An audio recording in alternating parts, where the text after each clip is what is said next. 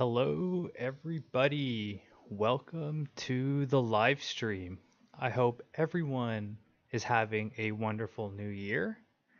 And just to give you guys a little bit of context, my name is Chris. I have worked on all 6 seasons of The Expanse. And on this live stream, we'll be discussing The Expanse 603 and 604. So I hope you guys are going to be ready. And yeah, hello to everyone who is watching and is in the chat. This is going to be a fun live stream. It's a very cold and snowy day here in Toronto, Canada, where we filmed The Expanse. And yeah, I think that's about it. Let's get right into it. All right, so I'm going to be starting with episode 603. And one thing I learned from the last live stream where I covered 601 and 602 is I can't actually play the episode at all. It will get flagged and the stream will be paused. So instead, we are just going to go frame by frame. I'll be moving throughout the episode as such. And that's the way I find is going to be good. So my stream doesn't get taken down and we can just go through the episode. So in the opening scene of 603, sorry, we have the exterior of Laconia, or I guess like Laconia in a ship that's in the atmosphere of Laconia. And then we have an exterior shot as well. Of course, this is all VFX done in post. Then we get into an actual scene where we see the school on Laconia, where we have Kara and Zan in the classroom, and it's kind of cool to see what does an average person on Laconia do day by day. And if you're a student, you will be going to school, obviously. So yeah, we have a look into Laconia school life, let's say. We have an exterior shot here, and I just want to say that all this is it was built on a studio floor. Like all the trees and everything, they are real trees, and I think some of the shrubbery is done by the greens department, and they are not real. But the trees are real, cut down, of course, and then planted into the ground. So I do have a video in the works where I'll be talking a bit about Laconia and the development and stuff, so stay tuned for that. But yeah, some people thought that this was a location, but it was not. This was all shot in studio. So we have here a scene where Kara's little bro says, "Hey, let's play soccer," and she's like, "No, I gotta go do something." So she goes to the rock wall, which was also a really interesting build as well, because I remember in the early stages, this rock wall was 3D printed, and we had to really figure out like the design, because it had to look like rocks, obviously, but it also had to look different than what we found on Earth, but similar at the same time, if that makes sense. So we have a question in the chat, so feel free if you guys have any questions, put them in the chat. Did the Laconia dogs also appear in the books? It didn't appear in the main story books, but it did appear in a short novella, I guess you can call it, called Strange Dogs, I believe it's what it's called. So it didn't appear in the main book, but it did appear in a novella. So moving forward, we have Kara at the rock wall, and she finds her drone. And her drone seems to be repaired. We see, man, I wish I can play the episode. It's clearly fair use, but I can't. So you guys have to just bear with me.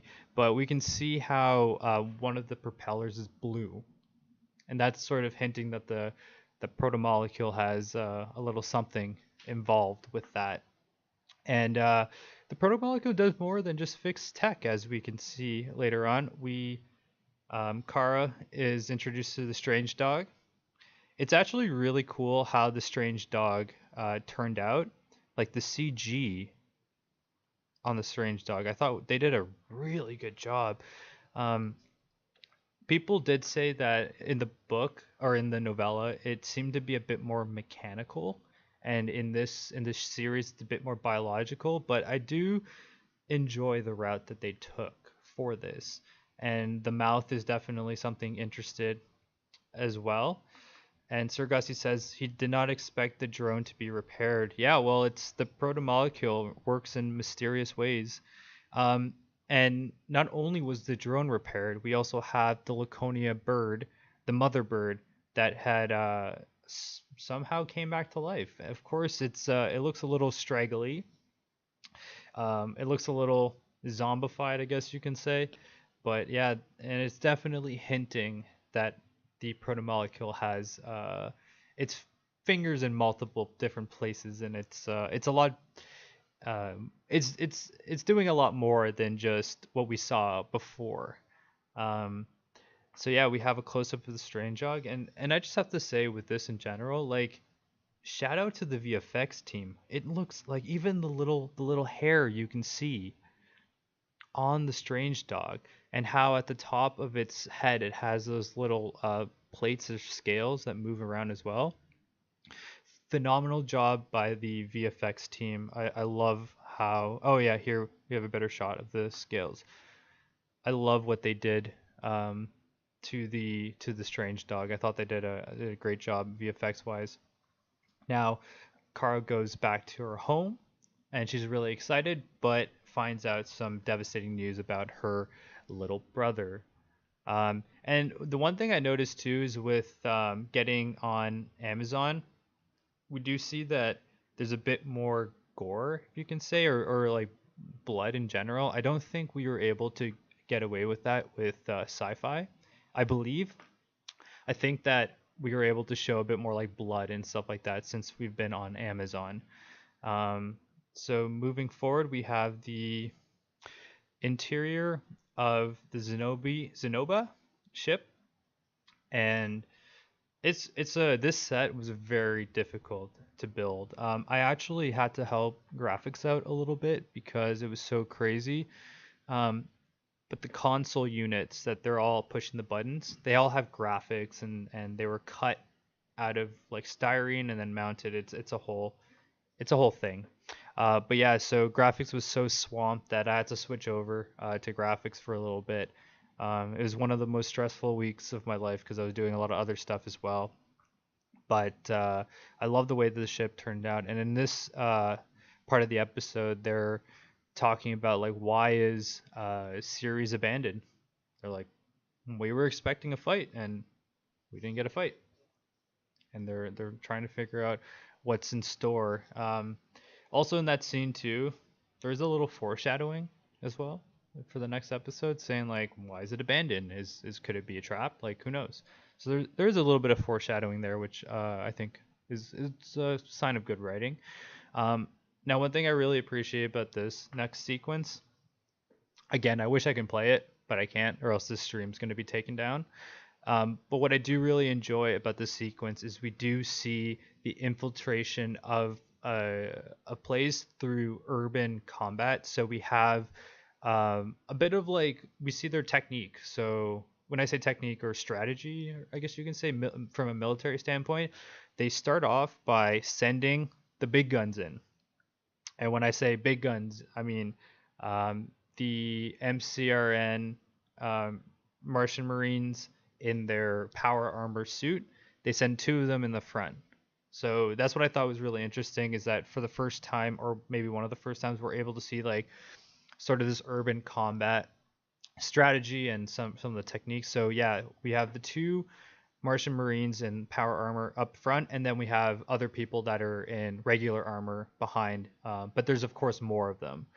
So which I think makes a lot of sense from a combat standpoint. You want to send your heavy duty people in first. I'm pretty sure like pretty much when you're in this armor, you're like a tank, and a lot of the times, in combat, you don't want to send your infantry soldiers first. You usually want to send something a little bit more heavily armored first. We've seen that in history multiple times, especially in World War II. You send your armor unit in, and the infantry will be behind. I'm sure they did a little bit of that in Vietnam as well. But yeah, it was really cool to see them navigating the abandoned Ceres station. And the one thing I thought was really cool too is that this set is gorgeous. Walking around the different levels, it gave a lot of opportunity for a director to film, because it had all these little nooks and crannies like we see here. You have the upper level, and so we have another question in the chat. Is this series set an original set from season 6? I remember seeing something like that in season 1. This set is a completely fresh new build. We did take inspiration from the previous season. You could see in the windows, just to make it feel like series, we definitely took the window idea and the window shape like in the docks before, but this is a completely new and fresh build. The old series sets in season 1 are long gone. The sets that we were in, the studio space, was demolished, and they're reinventing the sort of like the lakeshore down here in Toronto. So that studio, which was called Jumbo because it was so big, that housed Series Station along with Tycho concourse and the tunnels on Medina, the series tunnels as well, we're all gone. It's all gone. So yeah, this is a fresh build, and in this scene, they discover a whole bunch of belters that are still alive. And we have another question: was the ship dropping out of the Marines into the Donager class? That's because it looks similar, but it looks out of scale. In my opinion, I think it was Donager class. I really do think it was. It was hard to tell. Excuse me, I gotta stay hydrated. But yeah, I do think it was Donager class. I'll have to watch it again. I don't imagine it not being Donager class. So yeah, it's a very good question, by the way. Love stuff like that. So in this scene, they find out the representative of Ceres that's still there, and they're going to interrogate her. But Avasarala makes it clear that lets the MCRN want to, torture her for some information. And Avasarala, of course, says, "Nah, let's do this an appropriate way, and I want some UN representatives when you do interview her." So yeah, them. Sorry, I she's non-binary, so that's what I meant. Them. Uh, so some people are saying it's a heavy frigate. It could be. I'd have to like review it and maybe ask someone who knows more about it. But yeah, I think it's probably yeah, it could be to me it seemed like Donager from just like watching the episode, but it could be Sirocco as well. All right, so moving forward, we have them kind of confirming that we're going to be having to get some information from them, but they don't want to use a harsh interrogation method. At least that's what Avasarala's directive is. Cool. So moving forward, we have the intro title sequence. So I'll just skip that. I I think it's Donager class. I'll have to I can figure out for sure maybe later at some point, but in my first gut reaction was Donager class, just the way the angle on the front. And the Sirocco does look a bit different. So that's why I'm saying it's Donager class. I mean, I guess we can go back to the episode, to that part of the episode. I'll go back and then we'll move forward again. All right, here it is. And maybe I'll play a little bit. So we have the look there. I don't know. What do you guys think? To me, it looks like Donager class, especially because the angles. Oh wait, I'm totally covering it. There we go. I'll move my thing. Okay, there we go. I'm sorry. I'm just blocking the image the whole time. But it's funny. I can move myself around. Woo! All right, maybe top left would be best. Okay, so yeah, to me it looks like Donager class. So if someone thinks otherwise, that's great. We might have to bring up some like maybe comparisons, but yeah, it'd be lovely to see what it actually is. And to me, Donager class seems to be the ship. Okay, so after the main title sequence, we're back at the Rossi. We always love to see the Rossi. Rossi's en route to series, and here we have the Rossi ops deck. It's always nice to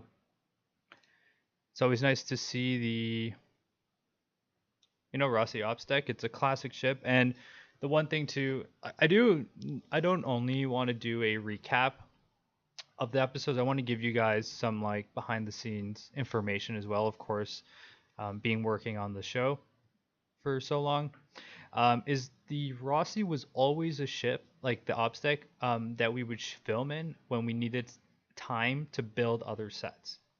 So usually at the beginning of the season, the first like few days or even like week, we'll always be shooting the Rossi while we're getting like the new sets completed or finished or built.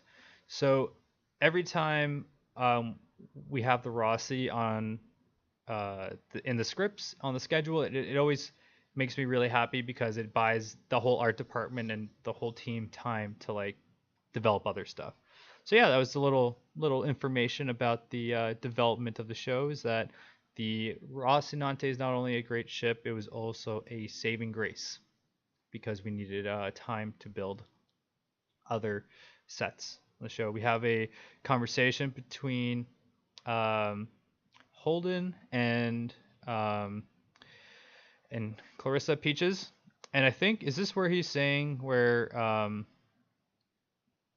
I forgot what that scene exactly is about, and I can't play it. But in the next scene, I like this one because we have the two sort of like we have the muscle on the crew together, and it's always nice to see Amos and Bobby together. Such a great scene where they're complaining about the food, but also kind of reminiscing about, Amos talks about Ceres and how much he liked the noodles there, but also how he also liked the brothels and the drinks as well. And they do talk about he did mention briefly that on the Canterbury their route was Ceres Saturn, and it's always nice to have a scene like this because Amos gets to discuss like what life used to be before the proto molecule and before all that other crazy stuff has happened between in the belt and Mars and all that stuff. So always scenes that help you build the world of story I always find really interesting. There's another scene similar to like just talking about like life in the next episode, which I'll discuss later on. But yeah, it's a cute scene, and also the X-ray feature them as well, which is just great, great stuff. All right, so moving forward, um, we have uh, Naomi and Holden talking about it's sort of touchy subject, I guess, with her because she's experienced a PTSD when she was launching from the airlock, and that was something that they wanted Holden wanted to talk about it with her, but in a sort of like nice way, and the way he kind of goes around it was just saying, you know what, um, I have some tasks for you to do, and it'd be nice for you to to do it and be able to get kind of her mind off of it and move forward. Um, Here we have we're inside the Pella. It's always nice to see the Pella. So, fun fact about the Pella is that these corridors, they were the Sirocco, then the Rossi, then I think we flipped them over once again. They go back and forth all the time, and then the Pella. So Sirocco, Rossi, Pella, same corridors though. And over here we have the like basically where the Rossi med bay used to be. Those connecting corridors are the Pella corridors now, and you could see them. I did a tour of the Rossi, the last video I posted, or the one before that. When you see me walking through the Rossi med bay, if you can imagine, that's now the Pella in this season at least.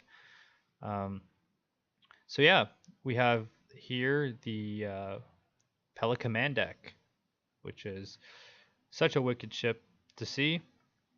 And is this the scene where they? Oh yeah, so they're talking, discussing. So in this set here, we are in Marco's ready room, and just so you guys know, I have a 360 video of the concept for the Marco's ready room in the works. I will likely post that. Probably be my next my next channel video, I guess. Yeah, I think that's the one. I got so many videos like in the works. But yeah, stay tuned for that. It turned out really nice, and it's one of the reasons why I posted it. I've had it ready for a while, but I have to wait till like it airs in order to post it, and it's aired, so I think I'm gonna post it. So yeah, stay tuned for that 360 video of Marco's ready room is what we called it. Call it. It's a set here. Um, yeah, now we are back on the Tynan, and this scene's so good. I always love like anytime we're in the Tynan Ops, it is such a wonderful set, and Drummer is such a great character as well. They're pretty much and this scene's nice too because we get to see that Michio has like sympathy for the Earthers rather than Yosep that does not have as much sympathy because they're watching that like news article. So it also plays into their character, even though they're a family. They have different beliefs and standpoints and agreements, disagreements. Like I'm sure like they're Belter and Polyfam, but they also have like their arguments as well. So while we have the let's call the boss mangs. We have the boss mangs talking shop, talking business because they're not a huge fan of Marco and they're trying to figure out what they can do to sort of like hinder his progress. And yeah, we have the confrontation here where they start talking about like poor Earthers. They now have to live like with the Belters, but then it's like we shouldn't be subjecting them to what they've done to us. It's not fair. So it's a really interesting scene. And yeah, we are back on the Zenoba, and over here, great set. I always like thought it was funny having like the handle right in the center of the panels. You guys see that on the right hand side? I always thought that looked a little funny, but I guess if you're in 0G, right, it would make sense to. We got to look at these sets as if they could be 0G, right? Like in 0G at all times.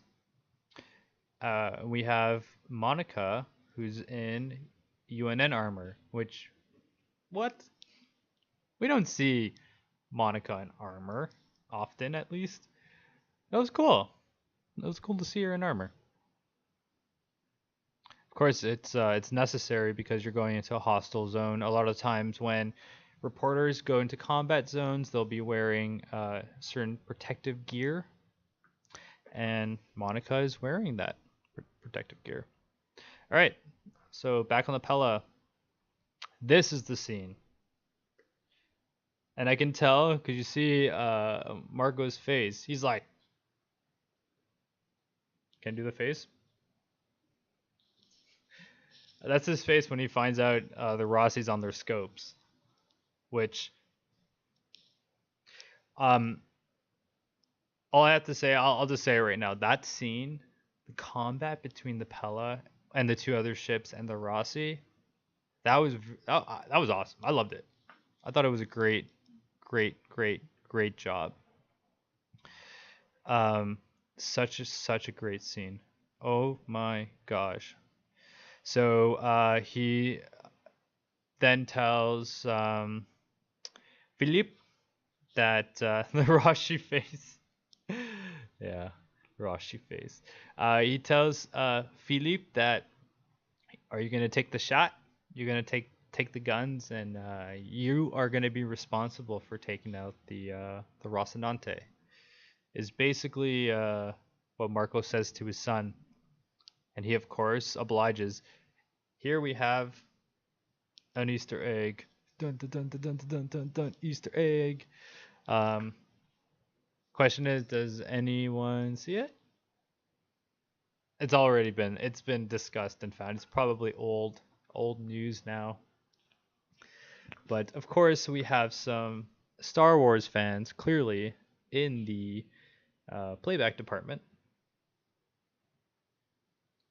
and the Easter egg there is like the scopes that they had on the, I think it was on the Millennium Falcon when they were shooting the TIE fighters, or it's the scopes on in the TIE fighter. Yeah, it's a targeting computer Millennium Falcon there. I got it right the first time. So yeah, and that is a an Easter egg for all y'all. The playback department totally knew what they were doing when they put that in, and people found it pretty quickly. So that that was awesome. Okay, this scene here we have Bobby's always maintaining her armor. I I'm always curious about, like, did she do this before she was like a mercen? Is she a mercenary? Okay, let's just call them mercenaries for now, because I guess they're like for hire ish. So, does she always maintain her own armor, or does she have like people to help her when she's on an MCRN ship with the MCRN Navy? So that's something to consider as well. Of course, she would have to know how to do it, because if you're out on leave or combat and you need to repair it, there is a there's a situation where you need to know how your equipment functions. So it's kind of cool to see the armor out there, and them repairing it, or her Bobby repairing it. So here we have something really cool. We have Brax. So to the best of my knowledge, I didn't even think we were going to be able to get him. When I saw in the script, like, I thought that so he was unavailable to come in person to Toronto to film. So I'm pretty sure they shot this in Vancouver, or they filmed it really quickly, because yeah, so Terry Chan was unavailable, the actor that plays Prax. So we had to sneak him in another way, which was like just filming him a quick on the background. So he's just on a basic background, and he just does his lines and make sure the audio is good, and boom, quick wardrobe. He's in a lab coat.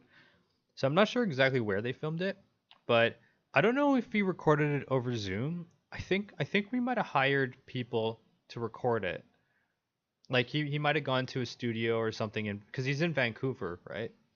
So I think he might have gone to a studio, and we had some sort of like freelancers film it or something. Um, I can't remember honestly. Like, this last season was just so crazy. Um, so I just remember that, and also I don't think they had it on the day, like that video footage that's being played.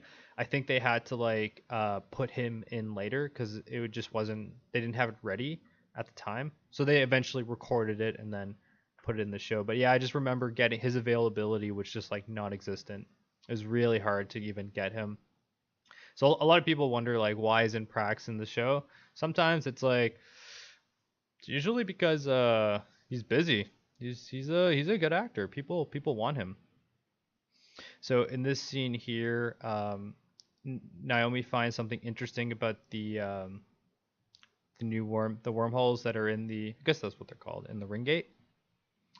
And then now the Rossi finds out that the Pella is on scope, along with two other ships as well. So they're outnumbered and outgunned.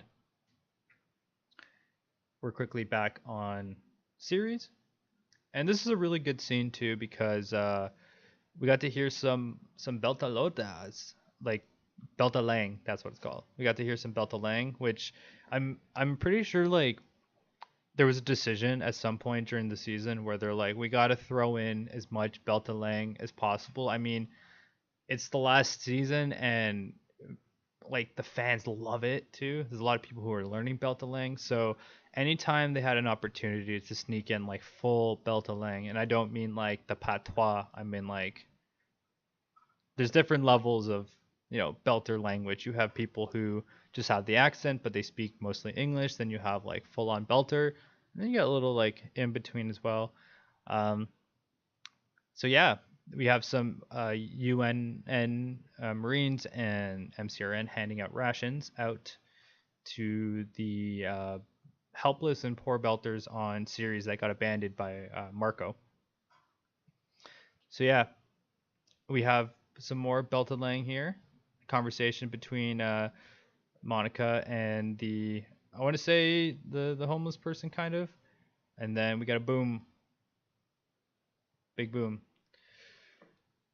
lots of explosions. So pretty much it was a trap is basically the result of this. But um, by setting off these charges, they killed both MCRN, UNN, and Belters as well. So I mean, it was a trap, but you also damage. You also, I'm sure, did some damage to the docks as well. Like you won't be able to like dock on it as nicely as you did before. Um, so yeah, it's a desperate move for a desperate man, in my opinion. So yeah, and it's crazy because we get that sort of story beat right before the like huge combat scene between the Pella and the Rossi. So that's absolutely like crazy as well. This whole scene is just it's just great. Have some amazing exterior shots of the Pella. I think out of this whole season, like this episode is pretty like it was just awesome. I loved it. It was so good. And then we find that so pretty much in this scene here, um, Clarissa or Peaches is getting like into the workflow, saying that like when shit hits the fan and stuff needs to be repaired, like we need to do that while we're moving, while we're maneuvering. So you got to brace, you got to have your mag boots on, you got to be on it because if the guns go down, someone needs to fix them um, during combat. So there's that. Surgassi says this battle scene was absolutely amazing. I have to admit, from the pure physics standpoint, it makes total sense, and I love it. Yeah, I just thought it was cool. We got to see some. There was some strategy involved as well because so Bobby goes to the co-pilot seat. She comes up, and basically during this scene, she's like, you know what? I'm gonna advise you, give the guns to me. Let's hit them. Like, let's get some shots in. Let's try to like mess them up. And she noticed that while like I don't know how much I can play before I get copyrighted, but like she noticed that they kept dodging to port, so they kept dodging to port, kept going to port, kept going to port. So because of that, they're like, all right, let's throw a few more things at them. We know they're going to port, and then let's try to hit them. So they hit them with some railgun, and we can see the shots go through. I mean, at that point, the no matter how thick the armor is on your hull, is that stuff is going to just like it's going to cut through like butter. So they did lose some people on the deck because they had rounds go through. Um, is so we have here, is that a new frigate type in the series explosion? It has different paint after the Rossi. I don't know if it's a new frigate type. Let's see.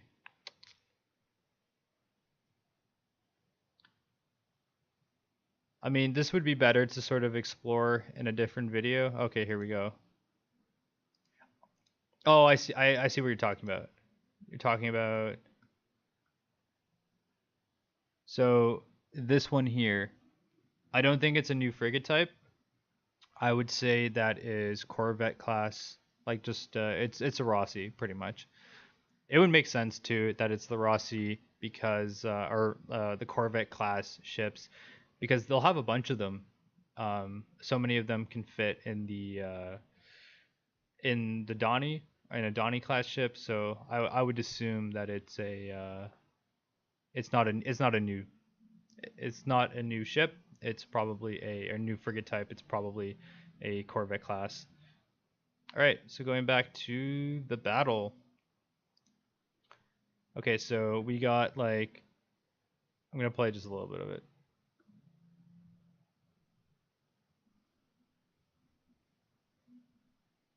So boom, right there. So we have a little bit of like hits on the Pella, and yeah, that was crazy. Okay, so some people are saying it's a light Corvette class. It could be. I'm not exactly sure what the difference between light and a light Corvette class and a regular Corvette class is exactly.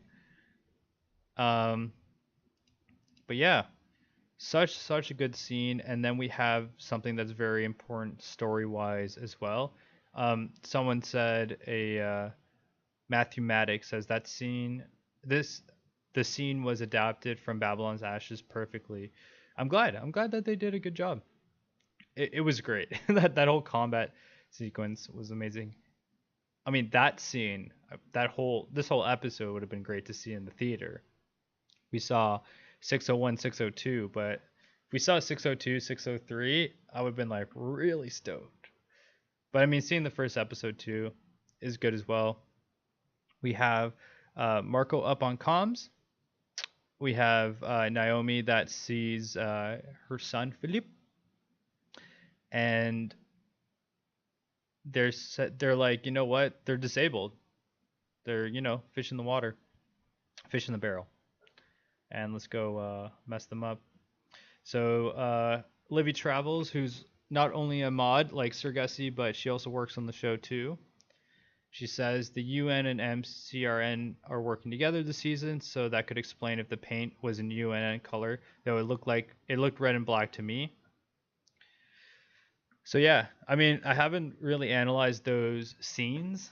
I've been more just watching it and just enjoying the episode and kind of preparing for this live stream. Like I've seen the episodes twice and then like once skimmed through. So, but yeah, I haven't really analyzed those scenes. I mean, it might be interesting to explore in the future. I can talk to Space Doc and see if we can do another video together. I wonder if you guys, has anyone in the chat seen that video where Dan and I from Space Doc we talk about the Rossi for like an hour straight? It was so much fun doing that. So yeah, we have the Pella that's disabled, but they also fire a torpedo. I wonder if I can get the right sort of frame for it. Basically, you guys, if you've seen the episode, you know how it ends. They fire a torpedo at them, but Holden disables the charge, so it's a direct hit, but it doesn't blow them to smithereens. And these guys don't know that at the moment. They just think that a dud, like holy shit, we got lucky, and the Rossi crew is like a dud, holy crap, like we got very unlucky. So that's basically it. All right. Now we're gonna do the next episode, which is season 6, episode 4. Another really great episode, and yeah, we're in this episode. We're kind of seeing the results of the episode 3. So it's a lot of like what happened to the dud, and we see a bit more Laconia as well. So in this scene here, we have the top area, which is CGI. So if you can imagine like where the curvature of the hut is, Anything above that is CGI, but anything in the foreground is real. And they did introduce some atmosphere and then shine light through it. So I do think those god rays are practical. Because doing them in CG is kind of tacky. I think I'm pretty like when I say tacky, it's hard to do and expensive. I think they were practical and totally on purpose too, because there was always a talk about like the controlling the lighting in the set, and you could tell too because some of the trees you have a bit of like orange glow on them. So the strange dog content is this episode is incredible. Yeah, I think so too. I think they did a good job with strange dogs. So we have Kara's little bro. This is sort of like a funeral procession, I guess you can say. Um, Sargassi says Naomi should have fired another torpedo just after. Yeah, coulda, woulda, shoulda, right? You would have to disable two, and having two duds would have been, if you disabled the second one, just a waste of, firepower at that point. So yeah, now we have the interior of the, I forgot what we called that set, the hut, habitable hut, Laconia hut. I always like to see. I talked about this on my last live stream. If you can see like the lines on the walls of the set, that comes from like the idea that these habitats were 3D printed.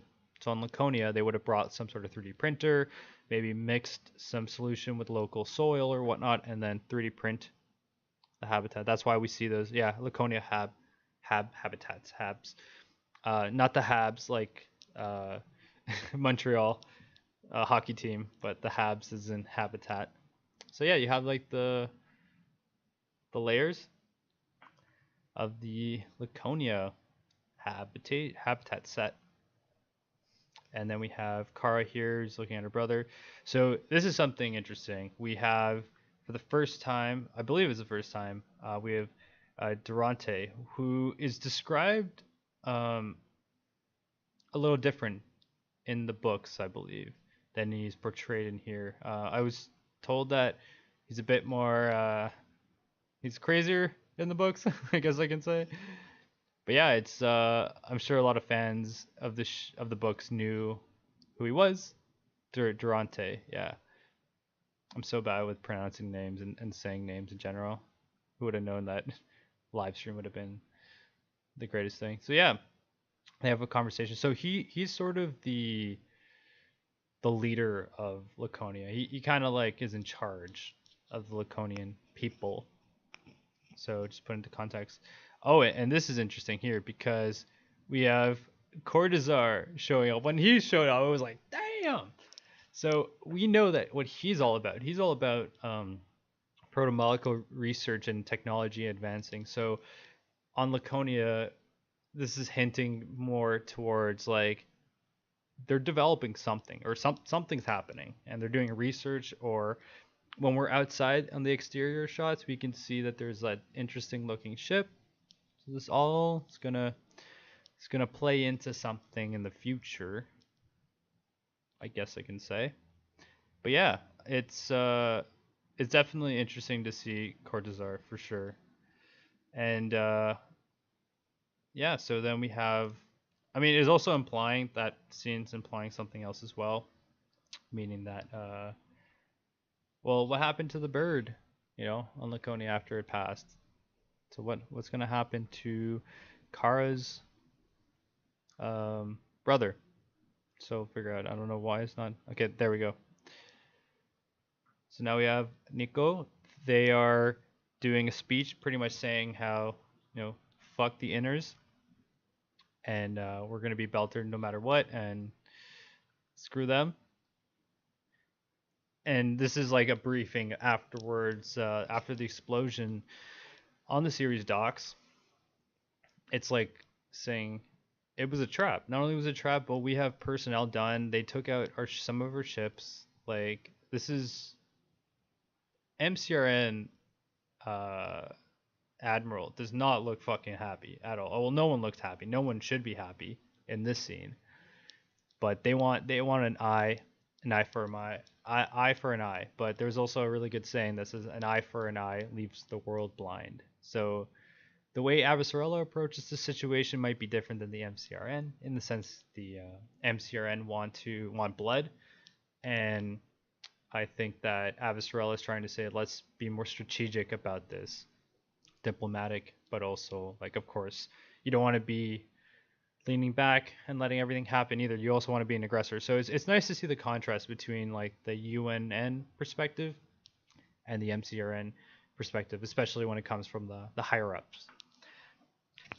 Good afternoon to you, Ultimation. Welcome to the live stream. Hello. And if you guys have any questions, put them in the chat. I can't answer everything, but I'll do my best.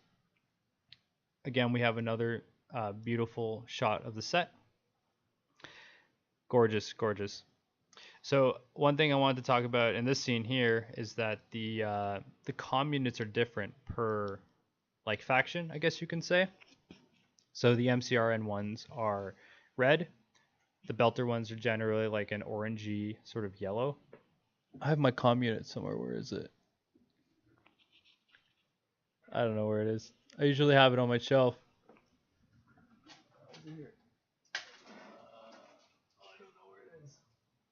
I do have Bobby in her power armor.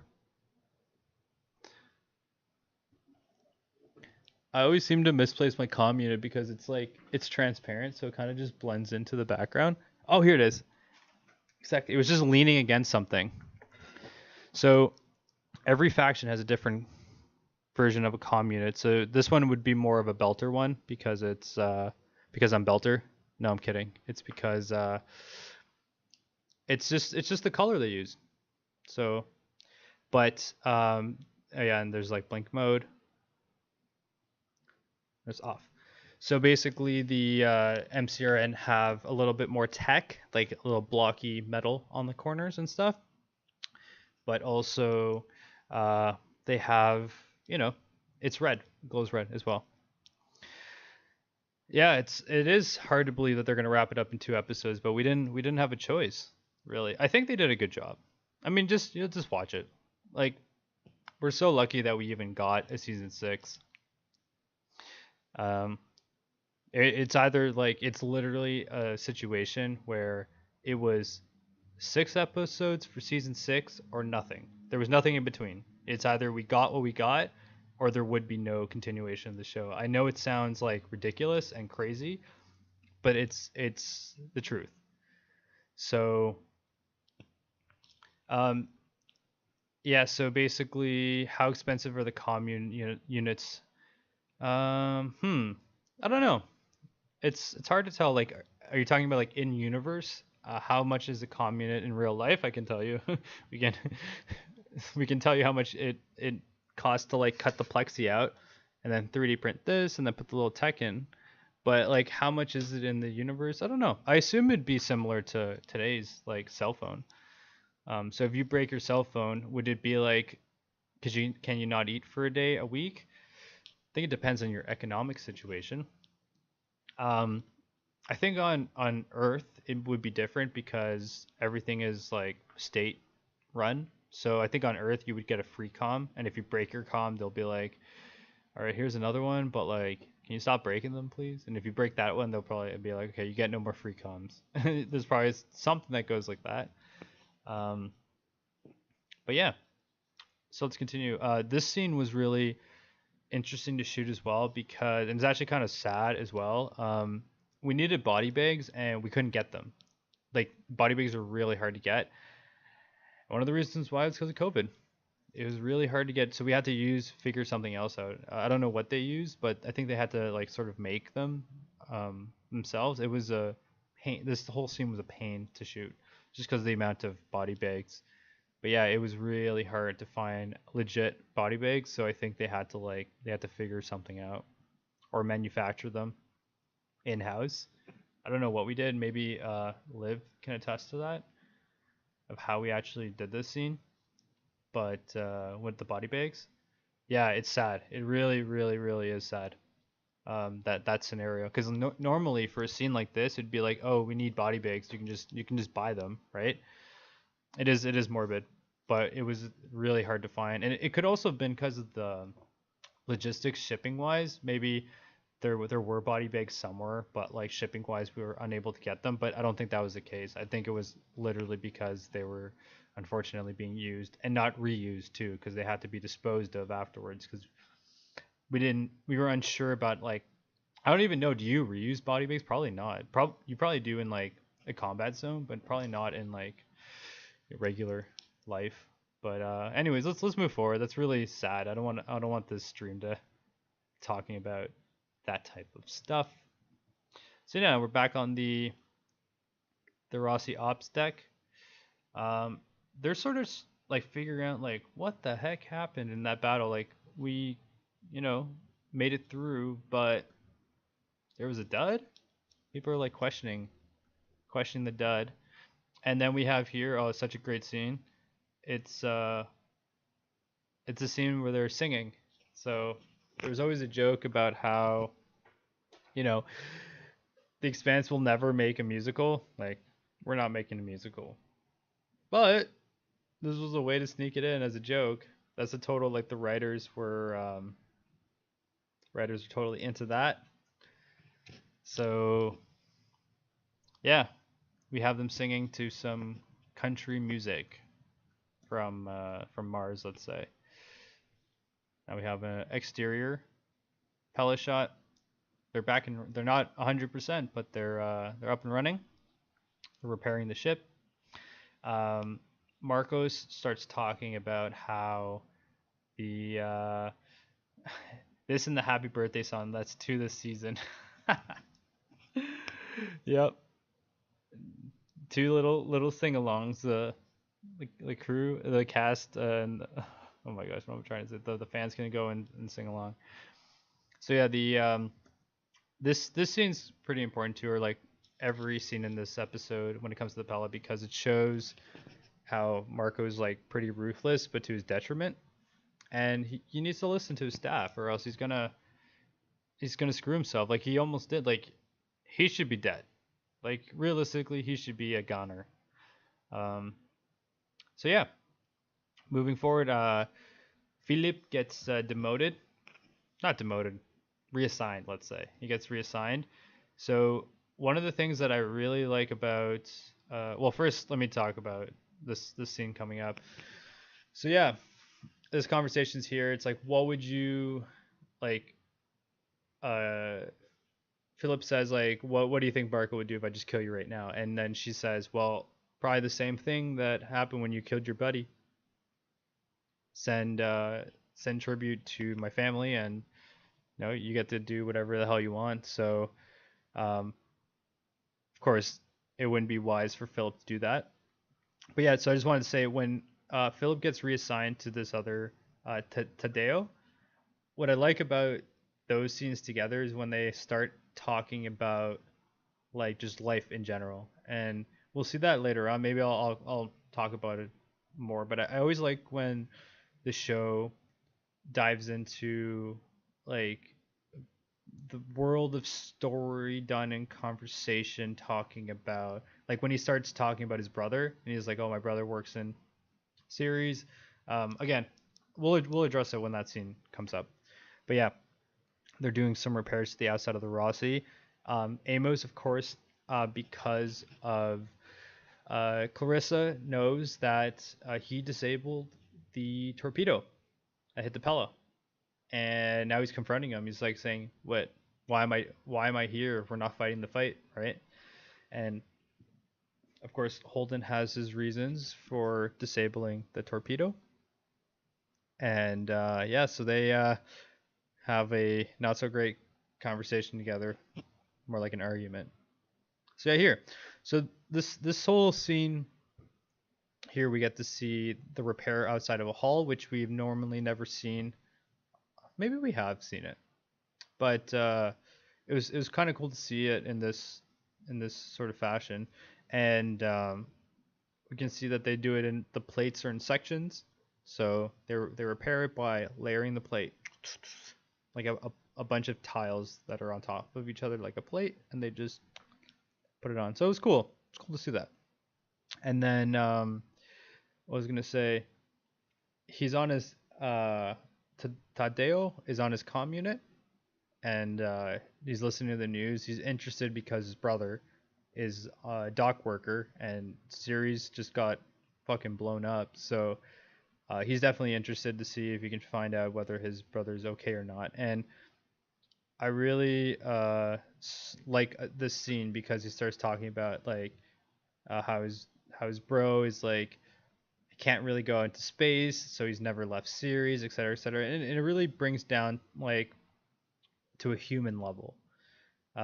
What's up with like Belter life, Belter culture? Like they have lives outside of being on the Pella. They have lives outside of fighting the war. Ultimation says it's really interesting that we're slowly seeing Amos learn that he can't trust other people as a moral compass, or at least not as much as he did in season one. Yeah, I always found that Amos was like one of the more interesting characters in the show, and his moral compass was always something of intrigue because he can be absolutely like heartless, but I also think too he does have a bit of I don't know. His moral compass is skewed sometimes for sure. Um, Someone says Hakon says is the bridge of the repair ship the Rossi flight deck. Is the bridge of the repair ship Rossi right?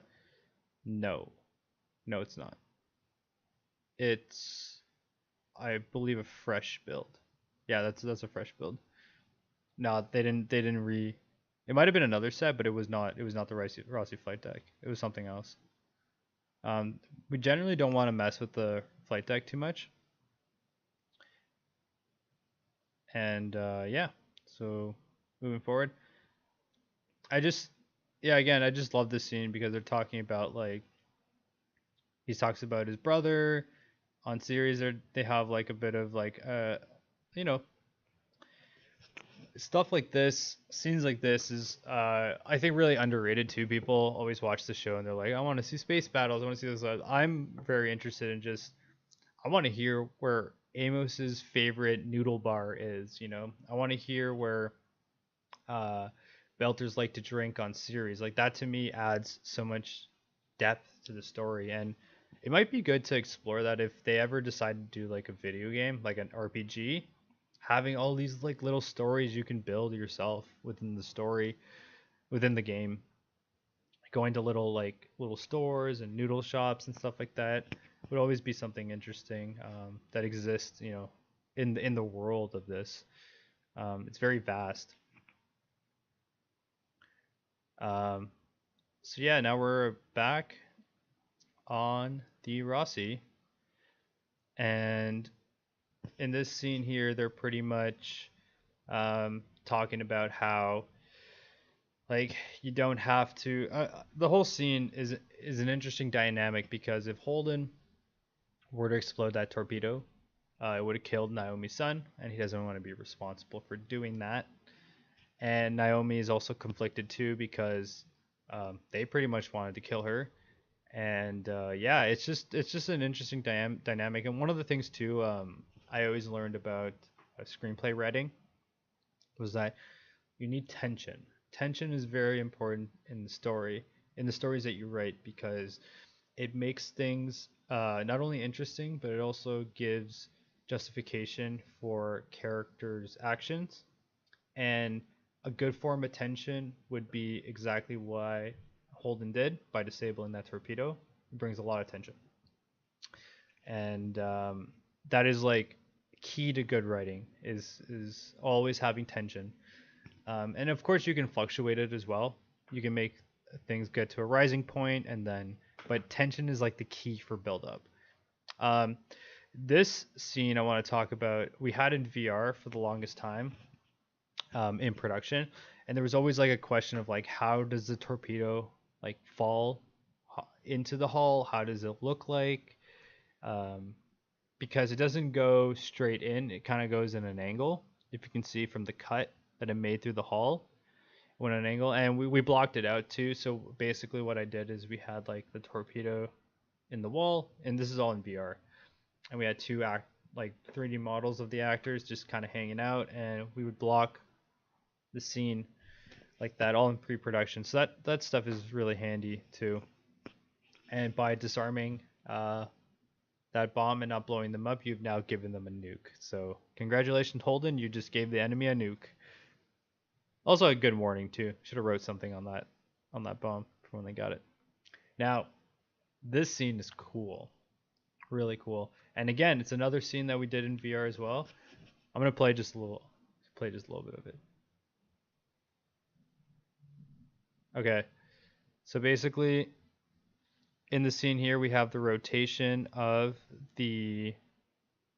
So let's pause right there. Okay, so we have the rotation of the shipyards, I think is what we called it, and basically one of the things that we also did in VR was I had a 3D model of this rotating around, and at first we had to figure out what axes it was going to be in, because you have three different main rotations. You can rotate something like this, you can rotate it like this, and you can rotate it sort of on an axis, and then you have like the negatives of those. So you have XYZ, and then you have the negatives XYZ, and then you have like the stuff in between, right? You can have something rotating like this, but I'm just talking about like your main sort of like rotations. So it was determined that the rotation was like this. I believe so that the torpedoes on the Expanse are small nukes. I think they are. They don't have to be though, but I think they are. So basically, we had the shipyards rotating like this, and I had 4 people in VR that were here, and we had a camera behind, and the director would say, "Can we see this at 500 meters?" So I'd have to do some calculations and then put the ship again. It's all still rotating real time, 500 meters, and then they said like 100 meters, and then because there was an approach, right? We're always kind of approaching with the 4 people in frame, so it was definitely a more complicated shot, but by doing it in VR, we were able to establish a lot of different looks and framing and animation, even because it was animated. And I remember, oh my gosh, to get the speed of the animation rate in VR was a whole thing too, where I got numbers thrown at me and I had to do some calculations to try to figure out how fast was it, and then I had to like figure out like how fast would be in game, because you don't, or when I say in game, be in VR, it's a whole thing. That might make an interesting video. Something I will consider doing in future. So yeah, we have them breaking in, and they're like, "There's no one here." They expected some resistance, except they found some heat signatures, and yeah, there's a shootout. So drummer almost gets her face blown off, but luckily it's a bullet that just skimmed her face shield. She has some blood on it.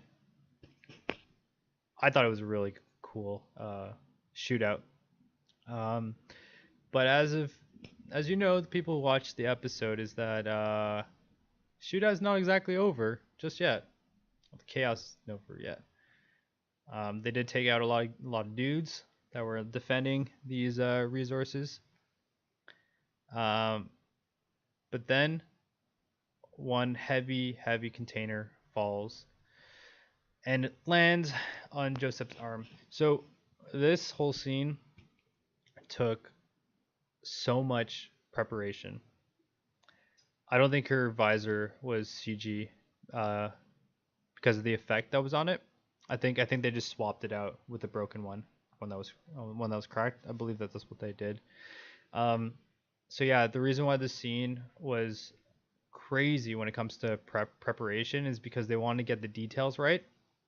And apparently, when the container thing falls, they only had one chance to get it, because the reset would have taken too long, or for some reason they only had one chance. So the scene where it actually falls, of course I don't want to play more of the episode because my stream will get taken down, but like there's a scene in here where it falls on his arm or something like that. We only had one chance to get it. So they filmed it with like multiple cameras, and some of them were at like higher frame rates and stuff like that.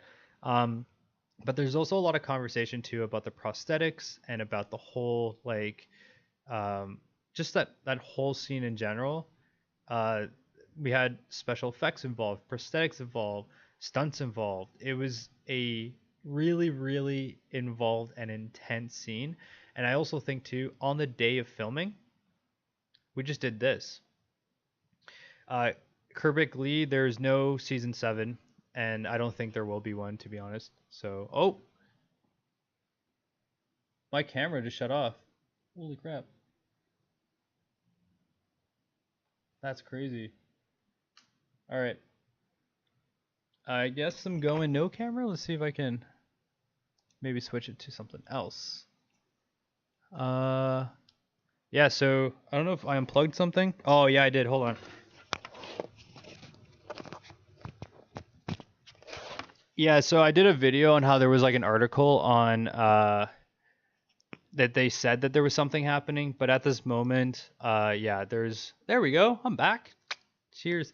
Yeah, so there's no season 7 to the best of my knowledge. I mean, it'd be nice to be employed again, but I mean, I am employed on a different show, but yeah, I'm at the end of this season, I'm making a video solely about like the future of the Expanse, and it probably won't be it's not that optimistic. Actually, it's not optimistic at all. It's real, and I'm gonna be objective about everything, because I don't want to blow smoke up anyone's butt.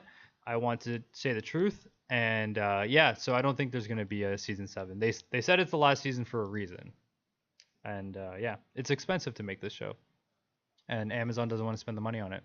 They don't. They want to make new IPs like Wheel of Time and continue The Boys. They also don't own all the rights for the Expanse. Alcon does. So anytime they merch sales and stuff like that, like they don't get money from that. So they're less interested in pursuing it. So yeah, let's continue. This scene's intense. And one thing I liked about it as well, it actually showed Vanessa is the actor's name. Oh, she's such a sweetheart. Micho, it shows her value to the crew. So all right, there we go. Boom. Sweet. We got spam in the chat.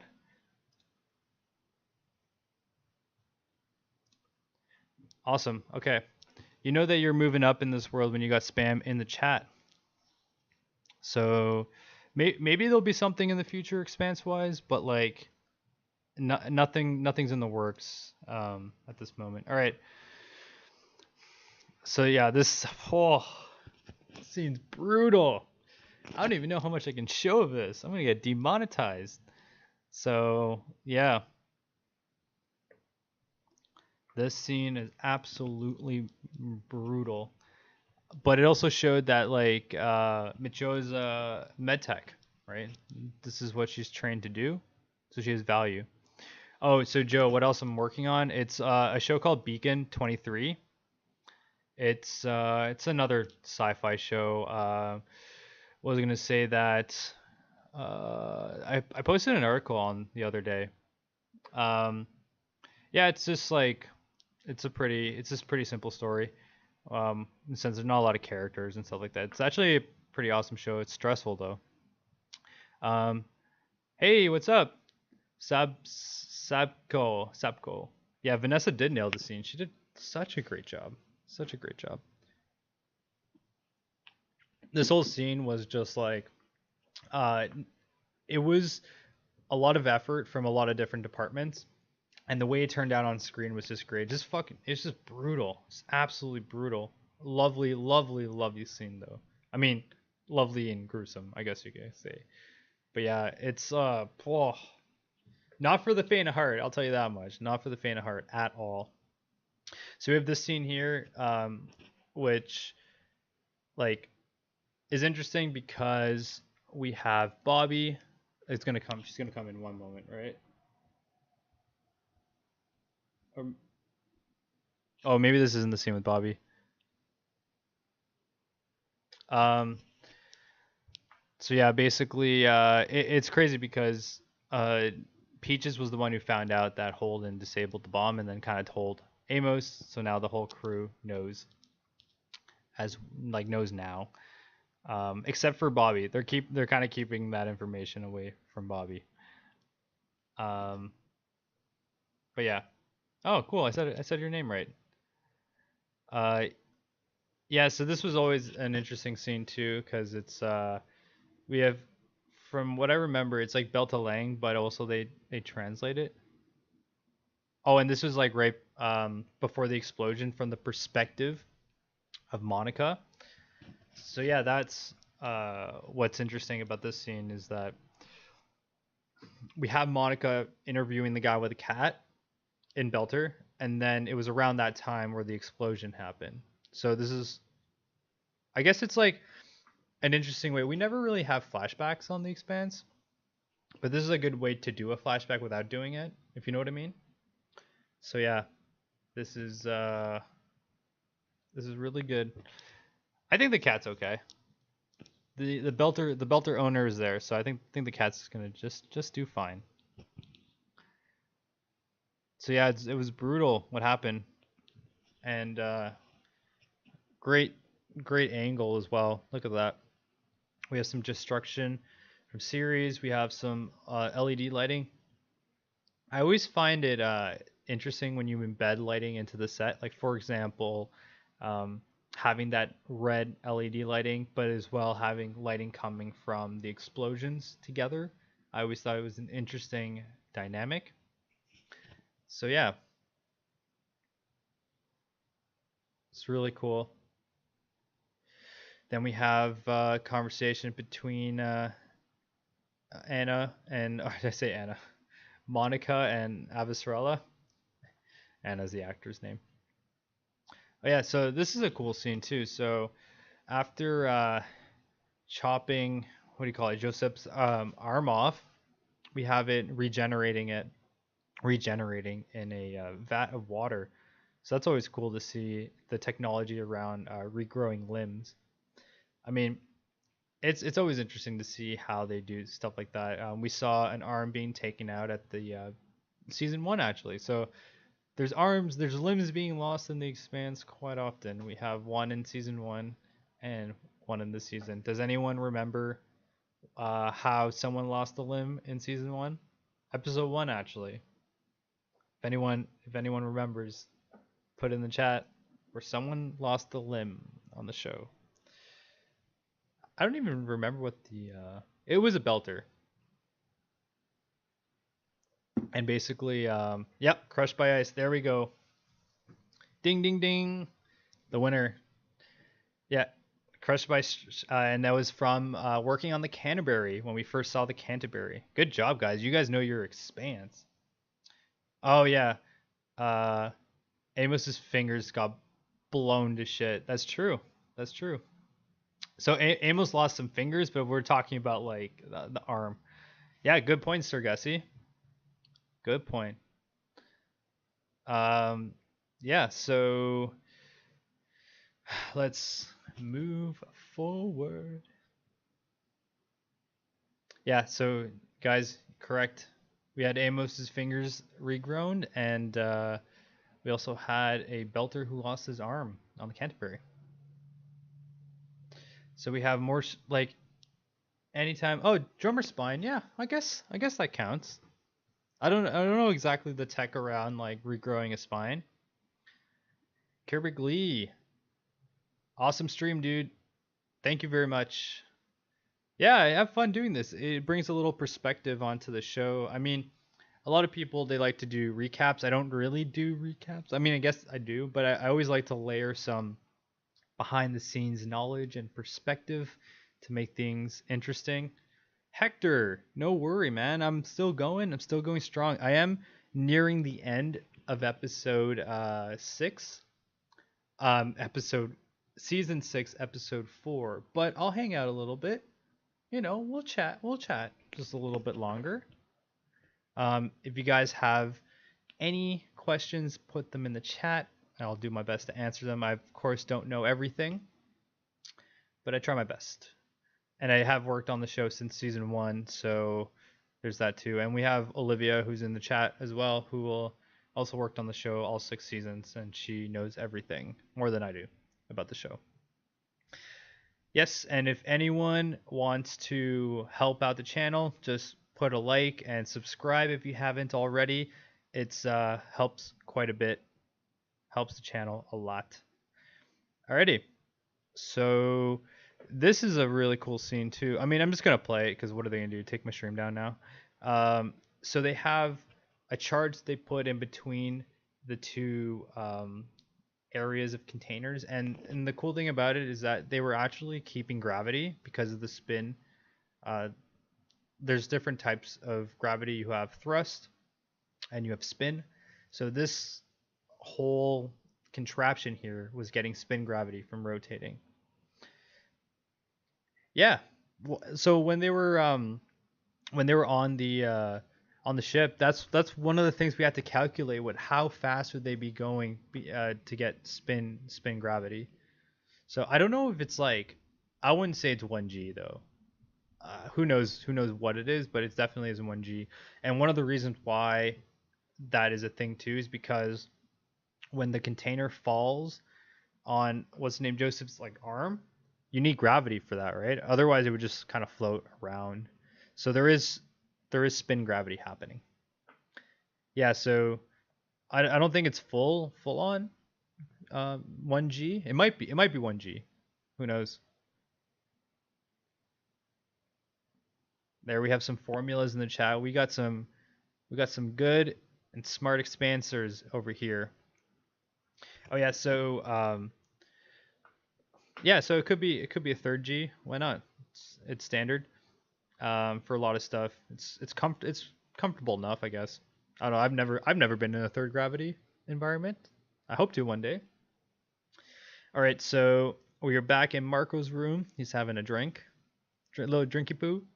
And one thing I find interesting about this set, it's small but detailed, and it's awesome. And also, I'll be posting a 360 virtual reality video of this set. That will be my next video coming out next week at some point. We'll see. Yeah, it'll probably be my next video, so stay tuned for that. And Ultimation says, I'd say third gravity would do enough damage. We don't know what's in it. Exactly, yeah, we don't know what's in it. It could be really, really heavy ship. It's still at a third gravity. It can still probably like mess you up. And then yeah, so I don't so Hector, that stash of supplies, I think were just for Free Navy.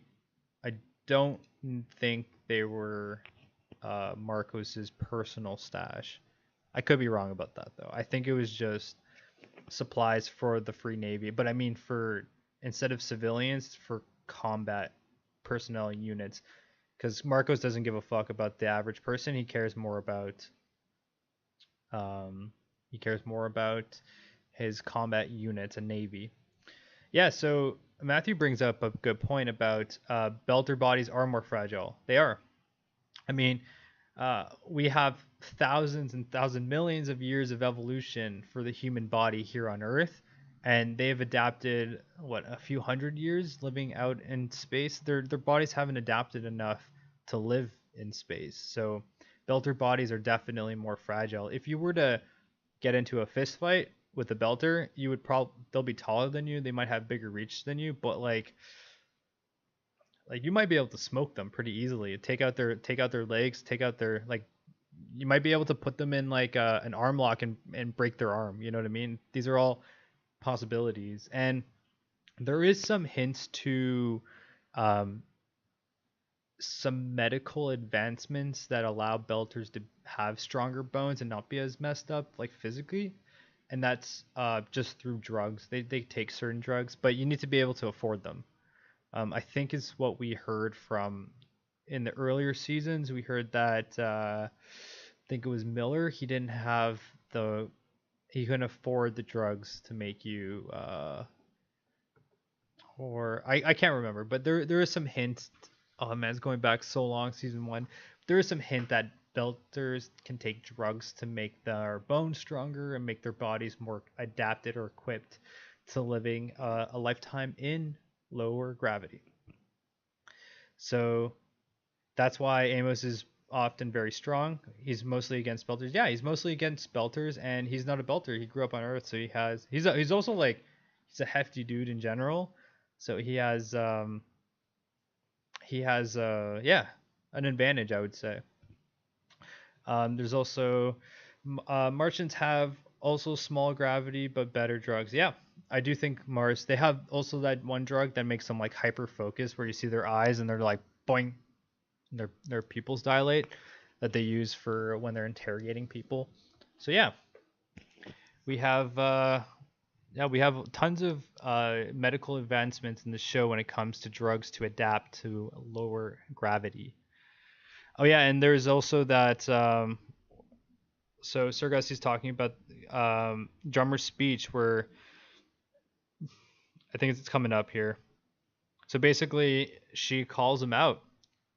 She says like pretty much like you're not doing right to the Belters, and I'm gonna take you out, and it's like a personal threat. And oh yeah, so the Varger, I don't know how to say her name, says Naomi took drugs via injection to try to withstand illness. Yeah, so you have like the inverse of it. So drugs to survive uh, low gravity better, but you also have drugs to survive higher gravity better. I mean, when you go into Illis or an Earth-like planet, you have gravity weighing on you for long periods of time that they don't experience often as a Belter.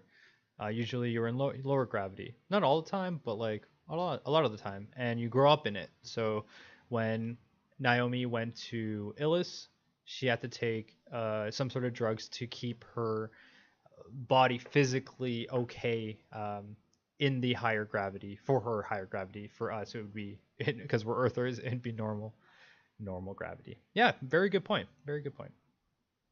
Is there a canon reason why Holden looks so unhealthy this season? Yes, it is. So the makeup on Holden this season was purposely done so he looks more tired and stressed. It has something to do with the radiation. I think it's has to do with the stress. Also, the fact that he looks thinner because they have less food rations. So that was something he did too. I think he lost weight for the role as well because they're going on tons of missions. They're probably not eating the best or eating often. So yeah, there is a reason why Holden looks so unhealthy this season. I've seen him in person. He looks just fine. It was just makeup. They made him look a bit more paler and thinner through makeup. And I did think he lost a little bit of weight.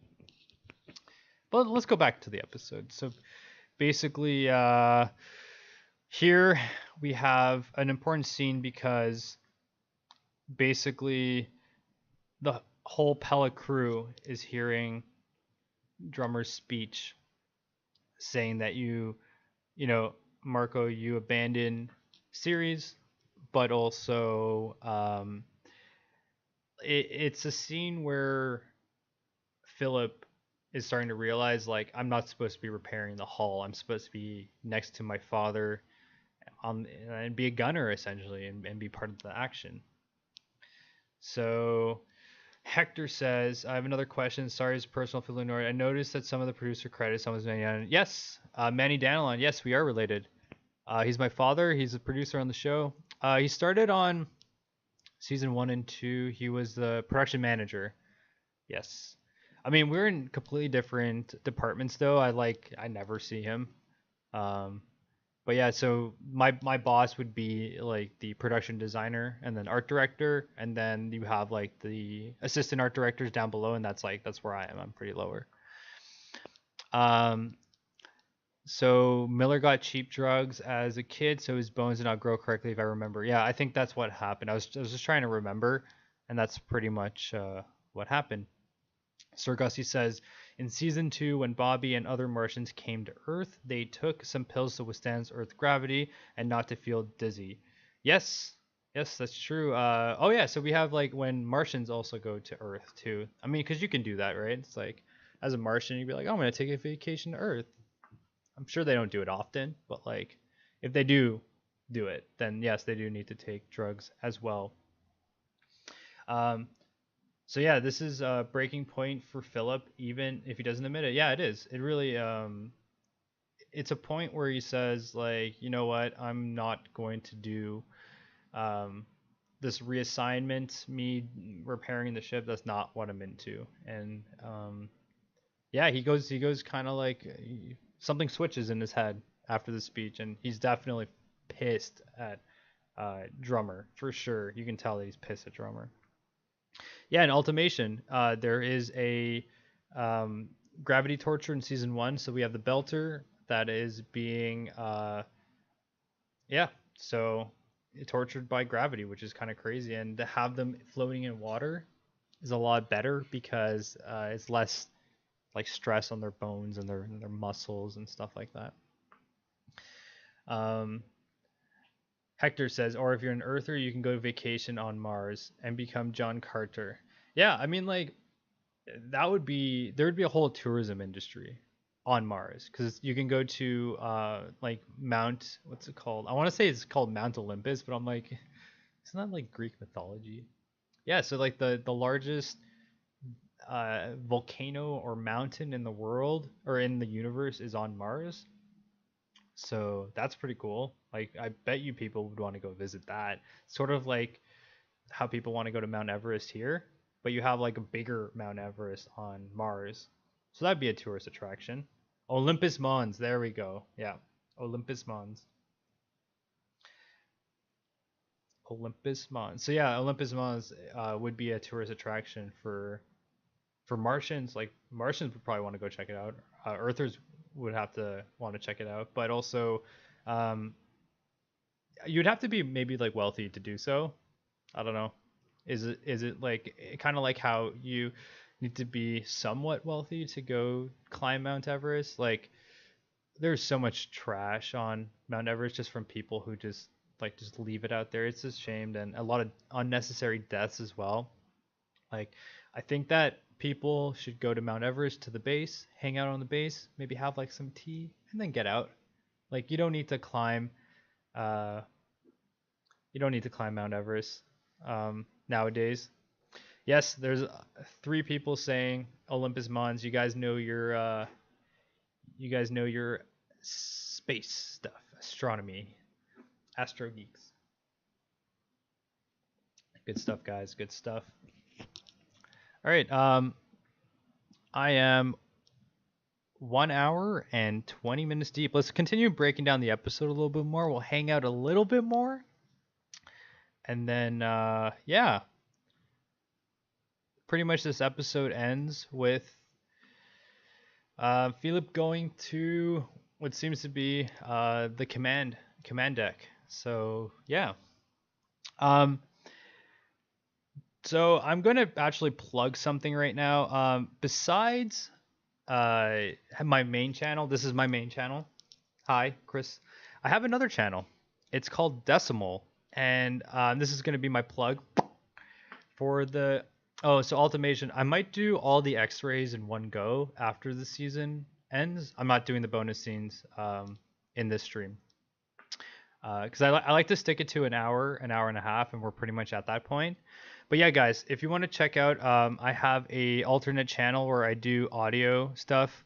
Um, yeah, it's a project I love doing audio. It's not for everyone, but if you want to go check it out, I'd really appreciate it. And yeah, it's basically it's what I love to do. I love to do crazy stuff when it comes to audio synthesizers, making weird noise, music. And this is my second channel. My second channel is called Decimal. And if you want to go check it out and maybe subscribe, that's going to be my only plug for the day. Oh, thank you very much, Matthew. I'm getting close to 1,000 subscribers on my second channel, so that's good. It's not about the Expanse, but it is a hobby I'm doing. So, hey, Glenn M. He says he can't stay long, but Happy New Year, Chris. Thanks for the great Expanse content, and I got more Expanse content coming to the channel. I have a lot more videos in the works. Thank you very much for all the subs on my second channel. I appreciate it so much. And of course, there's still going to be lots of love on the main channel. Yeah, sure. Send me a link to the Expanse Mars map. I would love to see that. Maybe I'll full screen myself. Whoa! Let's go on the big screen. If you guys actually see, I placed the Rossi in my kitchen. You guys see that? And it's next to the bananas. Is that hilarious? Oh, we got some more spam in the chat. Spam in the chat.